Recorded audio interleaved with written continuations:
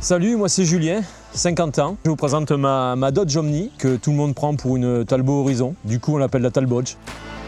Donc c'est une Dodge Omni de 1981. Dodge Omni, c'est une Talbot Horizon version américaine.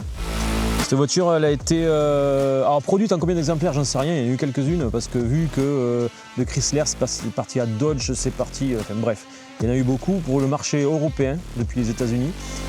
Celle-là a été livrée en Belgique en 81, puis ensuite elle est partie à Monaco.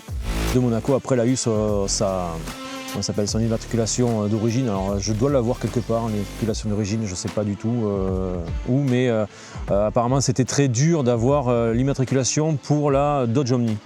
Mais j'ai tous les papiers de son début et ça c'est très très bien.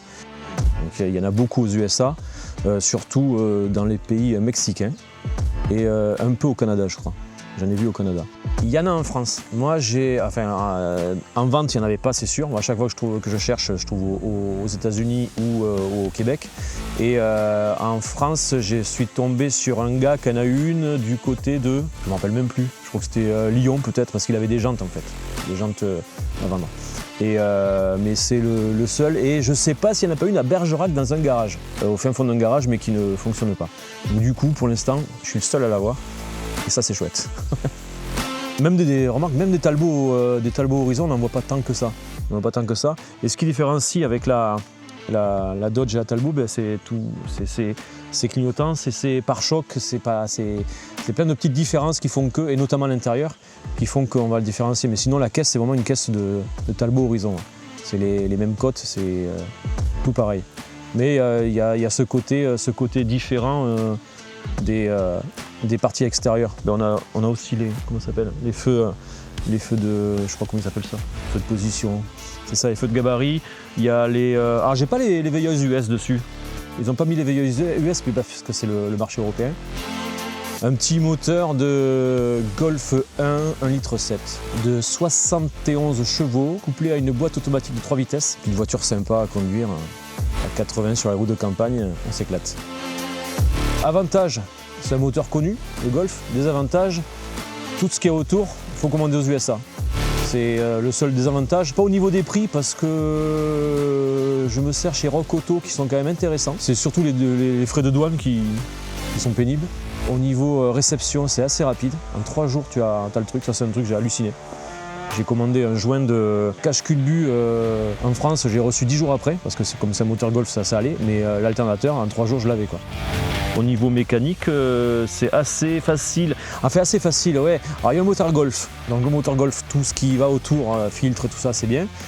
Tout ce qui est roue, c'est un Anthrax Renault Golf. Donc c'est assez facile de trouver des jantes. Au niveau des suspensions, j'ai galéré parce que j'avais acheté un kit pour Golf, forcément devant ça passait pas parce qu'il manquait quelques millimètres.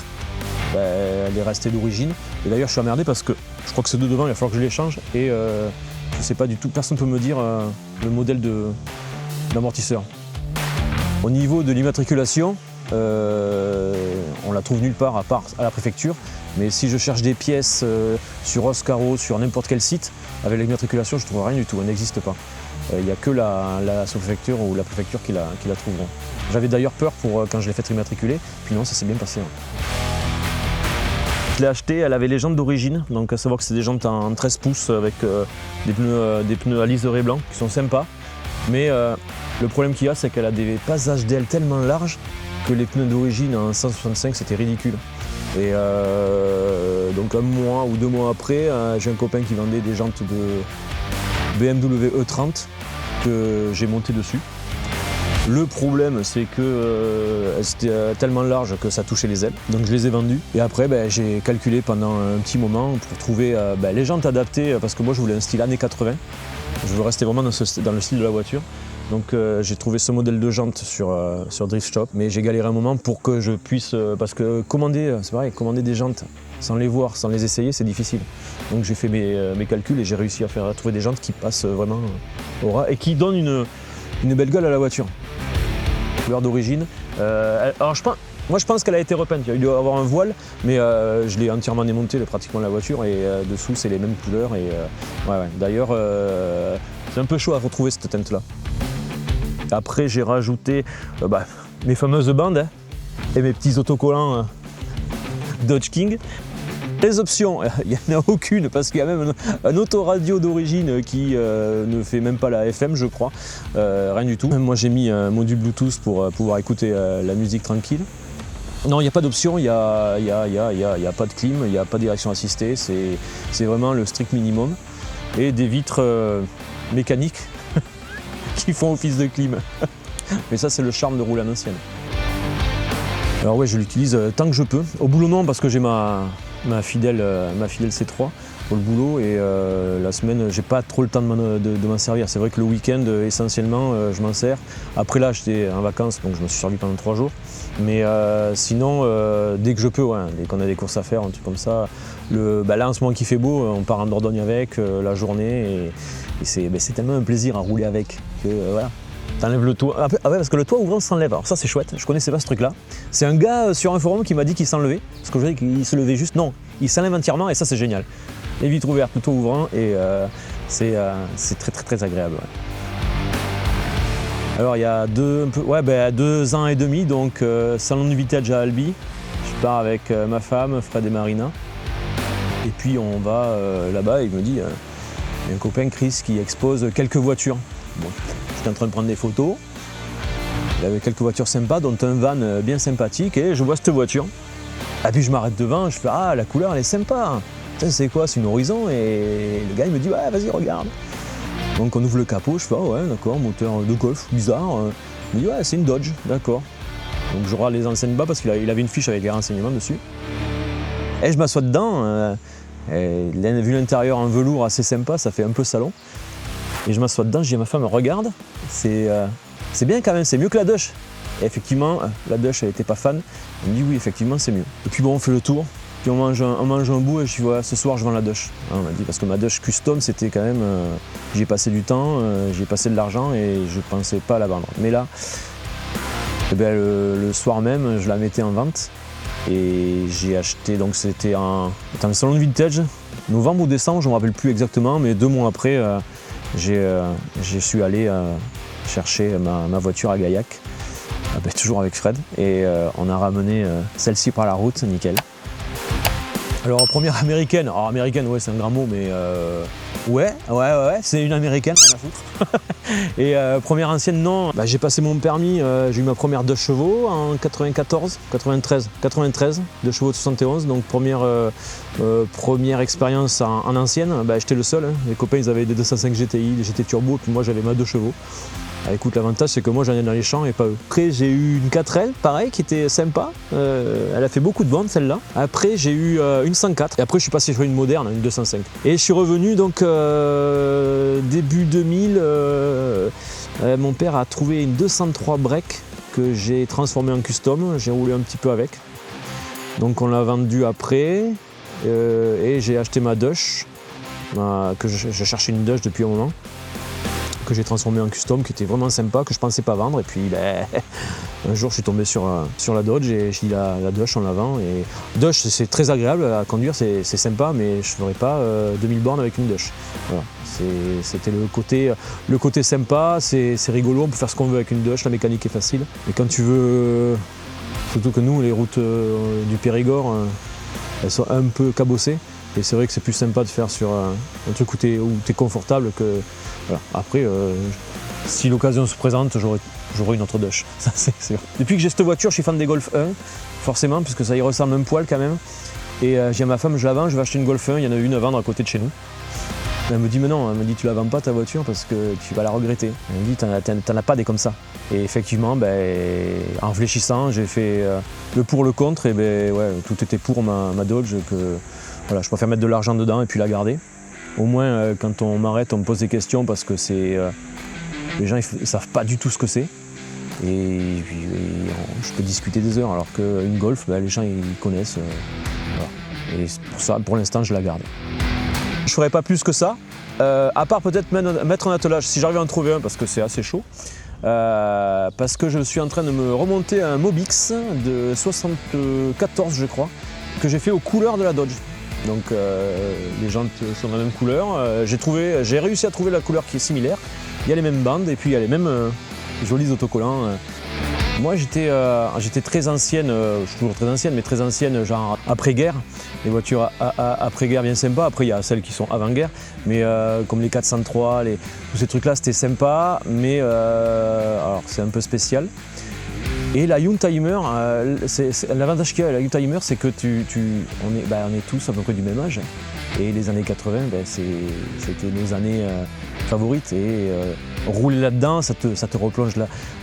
Tu mets pas de Benatar à fond là-dedans et puis c'est bon quoi. Et tu es dans un autre monde quoi. T'as le smile quand tu roules avec ça. Et les anciennes, ça restera toujours le côté. Même quand tu croises des gens, ils sont tous sympas quand tu roules en ancienne. Jusque dans les années 90, on faisait des voitures atypiques, je trouve. Enfin, qui sont atypiques maintenant parce qu'à l'époque non, forcément. Tu prends le cas de la Twingo qu'on trouvait dégueulasse, moi je vois une Twingo maintenant, je kiffe. Tu fous 4 jantes à la Twingo, c'est le pied. Non, moi je suis pour les anciennes et j'espère que ça durera encore très longtemps ouais, et qu'il y aura ces odeurs et ces bruits. Moi les bons côtés, c'est toujours pareil, c'est son côté atypique. Moi je trouve que dedans c'est un confort pas possible, il y a aucune option, mais après c'est difficile de dire à quelqu'un ah ouais achète ça. Non, moi j'ai plus, le gars il a une voiture qui lui plaît, je lui dis ah ouais elle est sympa, mais je peux pas vendre ma voiture, non je peux pas moi je l'adore mais est-ce que toi tu vas l'adorer? Tu vois c'est ça, c'est difficile. Autant un modèle que toi tu vas avoir, je sais pas, on va prendre ton T3. Je kiffe les T3, mais est-ce que j'en achèterai un? Je sais pas, c'est difficile. C'est difficile. Non, je saurais pas dire. Et puis j'ai pas envie que quelqu'un d'autre ait une Omni, en fait. Les avantages qu'il y a sur cette voiture, c'est ça, c'est la mécanique facile. Et étant pas mécano, moi grâce aux réseaux sociaux et par tous les gens que je connais, j'arrive à bidouiller. Et c'est vrai que c'est un très grand avantage. Après inconvénient. Attends, on va parler de la clim, on va parler de la guerre assistée, on va parler de quoi? On va parler des pannes, voilà. Non, voilà, des points négatifs sur les voitures anciennes, il y en a plein, forcément. Mais il y aura toujours ce point positif où c'est cool quand tu roules là-dedans. C'est le côté cool et puis le côté, c'est ça, le côté, tu peux quand même faire pas mal de réparations dessus, ça te coûte pas un bras, quoi. C'est rigolo parce que je suis allé à Bordeaux une fois dans Bordeaux.